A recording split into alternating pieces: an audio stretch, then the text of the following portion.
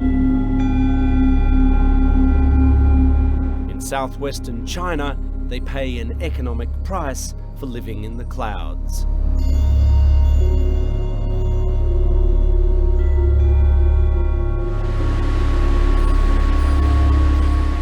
While the east of the country has been booming, most Tibetans are still waiting to get a slice of the financial miracle.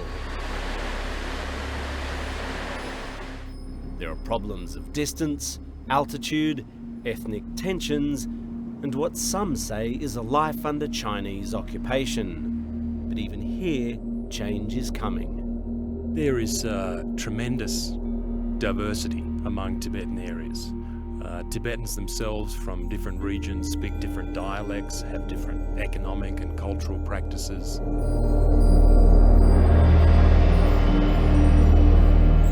The massive area where Tibetans are is much wider than the official Tibetan Autonomous Region. Greater Tibet spills over into 4 other provinces, taking up roughly a quarter of China's landmass.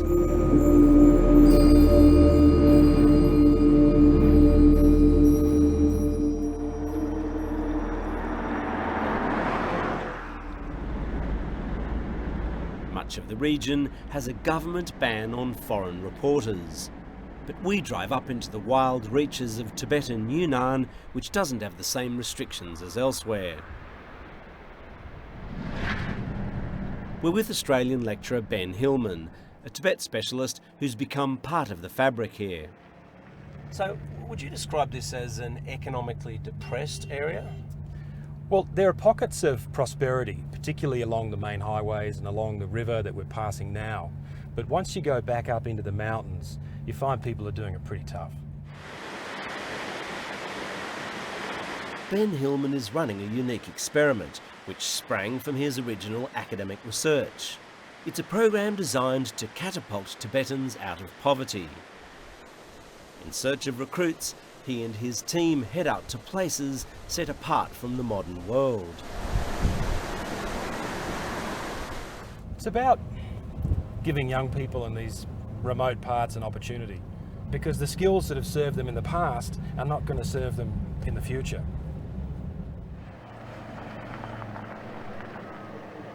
We arrive in Baju and get a warm reception. Family and friends have turned out to see why we want to speak to 18-year-old Lhamo. At the moment, Lhamo's existence is that of a pretty standard mountain village farmer. But she'll soon leave all this behind if the visitors are successful. A life of weighing pigs for market will be replaced by computers, English, and interaction with outsiders. The family is sure of certain things, that these 2 pigs weigh 24 kilos, and that they can be sold for around $30 each. But as for letting their daughter go off to live in town for an unknown benefit, well, that's another matter.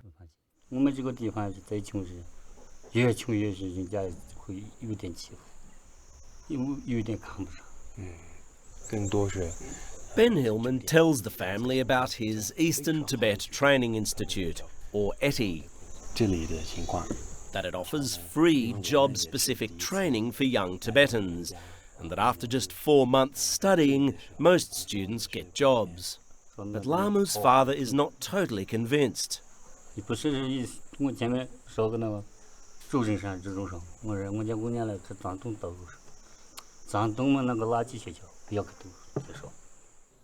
Lhamo has hardly left this valley in her life, and she's painfully shy.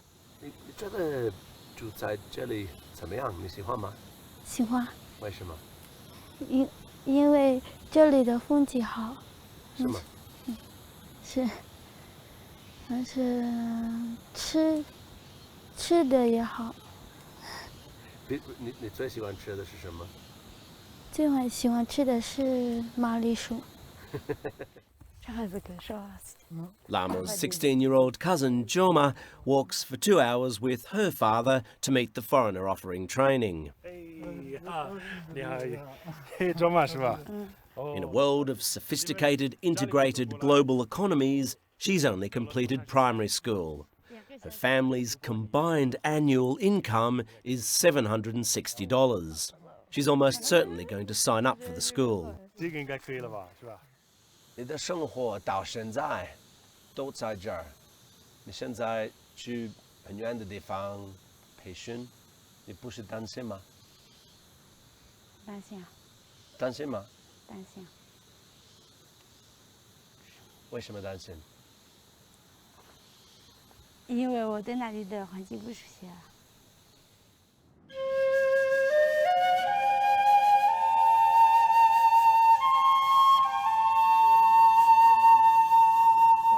The farmers who live around Baju pick mushrooms for the Japanese market to supplement their meagre incomes. But having barely any cash doesn't mean they go hungry. It's a fertile place, and living off the land, they seem to have plenty to eat. Yet Lhamo's dad wants something more for his daughter, so he's agreed to let her go and study. She may never live in this village again. 会伤他吗？说不出来，心态。 The communal existence up here has been like this for an eternity. And on the night before they leave, the two young women get one last taste of familiarity amongst the people they know and love. From tomorrow, their lives will take another course.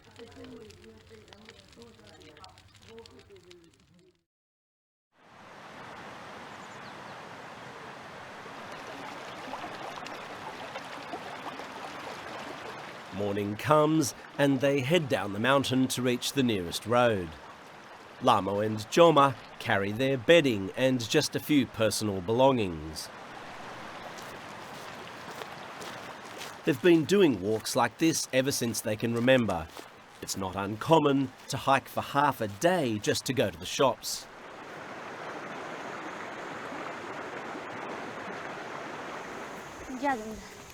The women arrive at what must be one of the coolest bus stops on the planet. There are no timetables. You just stay here until the next minivan comes along.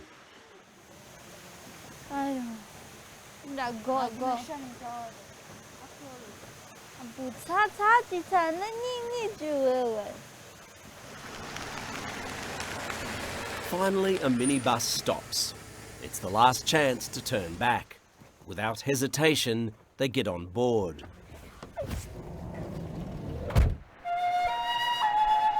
The place that awaits them was once a backwater, but it's now going through something of its own boom.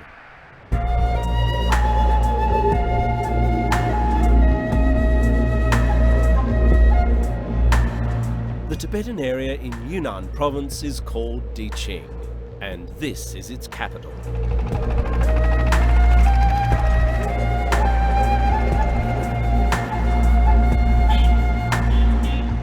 The town of 150,000 used to be called Zhongdian, but in a blatant attempt to attract tourists, it's been given a name change.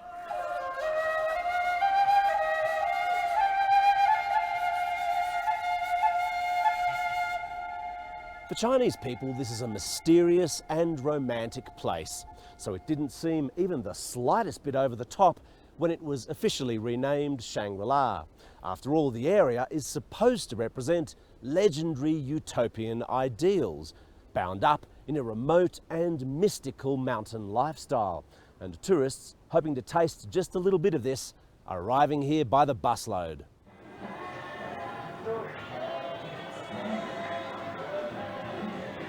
Roads, an airport and trains coming soon, Beijing is attracting people like never before. Say the mid-90s, where there would have been visitors or numbers of arrival in the tens of thousands. Now in 2011, we're talking about millions. Some of the buildings would go back at least 100 years. Ben Hillman first came to this area in 1999. He fell in love with the place and ended up doing his PhD on development policy in Western China. In this part of Tibet, this has been an important market town for hundreds of years. He says it's probably tourism that saved the old part of town from demolition, with traditional houses being renovated to become cafes, bars and small hotels. The hotels, the travel agencies that have mushroomed over the last few years require people with skills. But the problem is that local people don't have the skills that these new businesses need. What is your phone number? So this is where his school comes in. Employers had been bringing in Han Chinese workers from outside to fill the many job vacancies. My phone number is 1.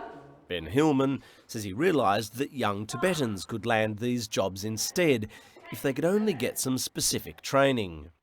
I am from.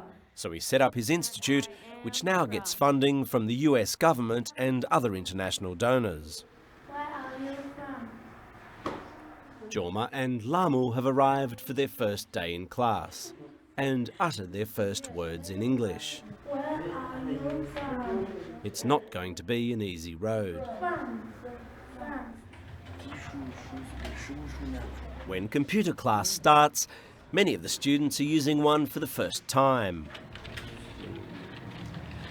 Their fingers touch a keyboard as if it were an alien, but in these devices they can see a better future. 如果可以的话，想做个导游。那不行的话，就在什么酒店里打工吧。在酒店做什么样的工作？就是服务员，还有什么前台那些了。不要去练这些。 17-year-old Chiling Peizu lives not too far from the town. If he wasn't studying right now, he'd be working with his family in the fields, where he was just days ago.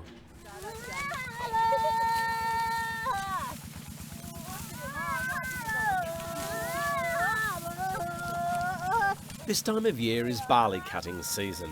It's not for sale, but is used for the villagers to survive the approaching winter.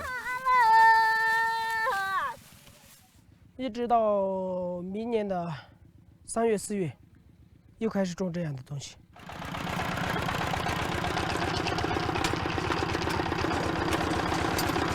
Harvesting is a battle against time and the elements. After they cut it, they must hang the barley quickly to dry. If they cut too quickly, the barley won't be ready and the grain won't fall out. If they don't get it up to dry before the rain comes, it will rot and be useless. While one batch is being hung, another is being cut. Chiling Peizu has seen his parents' hard life, and this is his chance to escape. 培训以后，如果你找到新的工作跟那个工资，你想做什么？做用来养家，然后足够的也自己花花。 There are now many more potential students than there are places at the institute. So they give priority to those from the most disadvantaged backgrounds. And it's not only the service industry they're being trained for. Of all the projects the school's been involved with, for many this would have to be the most impressive. On the outskirts of Shangri-La, overlooking Napa Lake, they're building a dunny with a view. Hey, ni mahal. Yeah, that's good, that's good. We meet Mark Singleton, an electrician from the south coast of New South Wales. He's a volunteer teaching green energy and construction. It's a composting toilet, so it's basically using aerobic function, where the composting material, the human manure as we call it, is composted down using aerobic bacteria.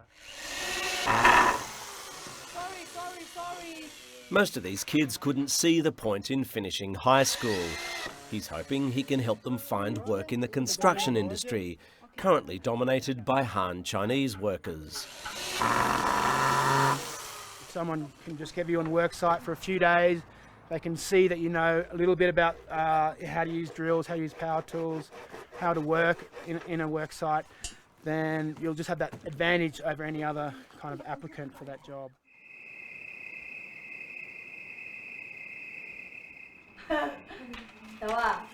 Night falls, and at the girls' dormitory, study continues.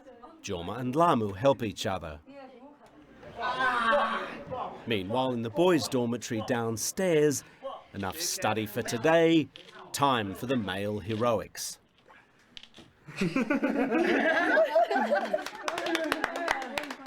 Here you can find the truly bizarre,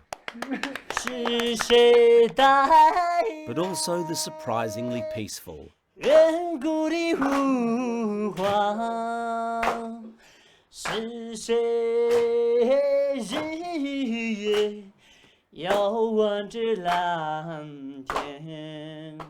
Most of the young people that join our program tend to be very shy. They come from rural areas, and when they're in the city they feel like they don't belong.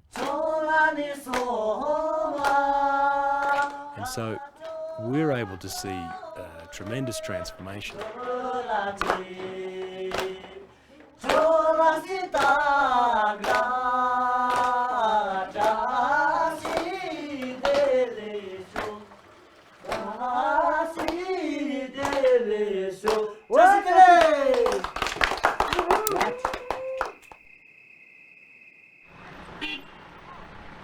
Diqing might be more relaxed than other Tibetan areas in terms of allowing in foreigners, but there are still pressures that loom under the surface. We can't ask the students what they think about certain subjects, like the Dalai Lama or the Chinese government's attitudes towards Tibet, because we don't want to land them in hot water just when they're getting a break in life. Likewise, we can't ask the school's staff about these subjects, because we think it just might result in the school being shut down. So in one way, the Chinese government wins, because we're not talking about subjects that it doesn't like. On the other hand, though, it loses, because these restrictions on freedom of speech prevent a more all-encompassing discussion of the region, one which would also include any positive things that the government is doing in Tibetan areas.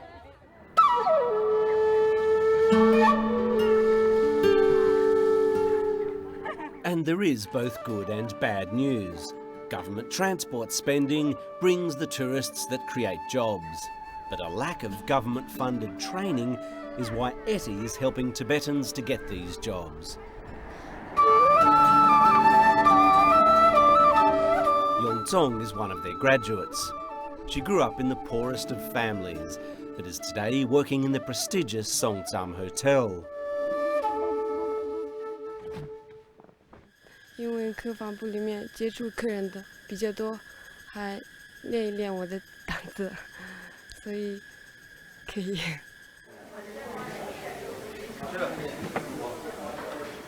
In Yongzong, you can see what the other students will become. She's employed, confident, and changing the fortunes of those around her. She's the breadwinner for her family and is putting her little brother through high school. 买了2笼车，下面还有一个。我弟弟是喜欢调皮，那个学习也很好。你这个是不得个。When she was 8 and her brother 6, their father was felling timber for house repairs. He died when a tree came down on him. 到那个时候，从那开始，我母亲就不修这个老的房子，因为好像她有点伤心。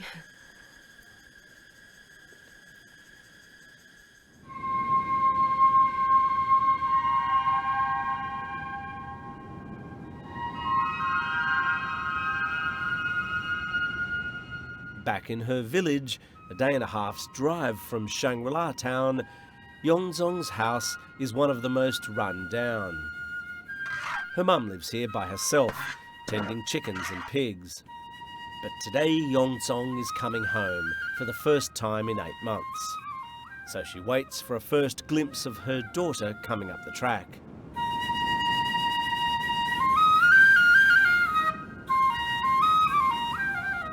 Throughout the village, word has spread that the girl who's made good will be back for a visit. Yongzong left here as a subsistence farmer and returns with money in her pocket. Money that means she can now afford to dream.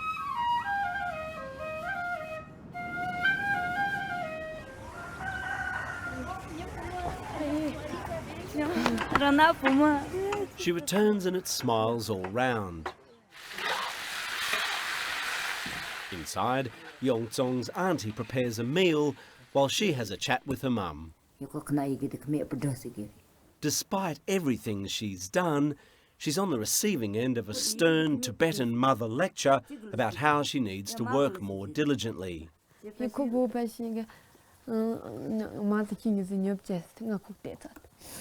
以前人最穷的是不怕钱，只要家里面有粮食吃，就不觉得苦。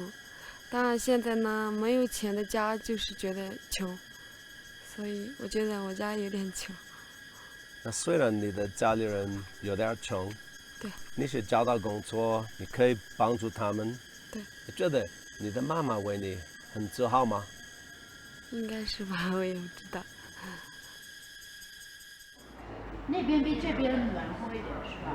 Down in Shangri-La, even in the first few weeks of study, Jorma and Lhamo have started to come out of their shells. 但是你可以，比如以前我们第一次认识你，可能你觉得我觉得不好意思跟外国人说话。现在看你是不一样，对不对？对。学校。And they're not taking this opportunity lightly. 因为我只有这一次机会，没有其他的机会了。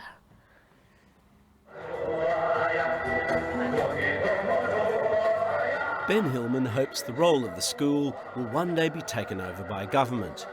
But in the meantime, he says it'll remain necessary if locals are going to succeed in this time of huge transition. Tibetans throughout the plateau will continue to live in many ways the same way that they've lived for hundreds of years. But at the same time, it's not going to be possible for all Tibetans to prosper, to thrive, while pursuing those same practices. So many young people will need to look for alternative sources of income, and they'll need help.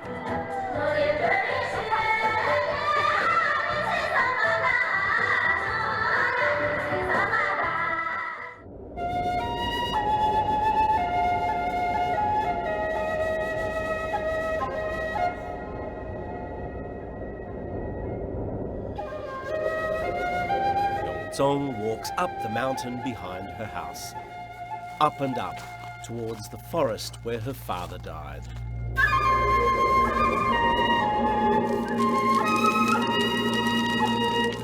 As a Buddhist, this is where she comes to pray. Here, many people ask for something more, for wealth, success, and even overall happiness. But she knows how her life could have turned out. And she's thankful that now things are starting to look up.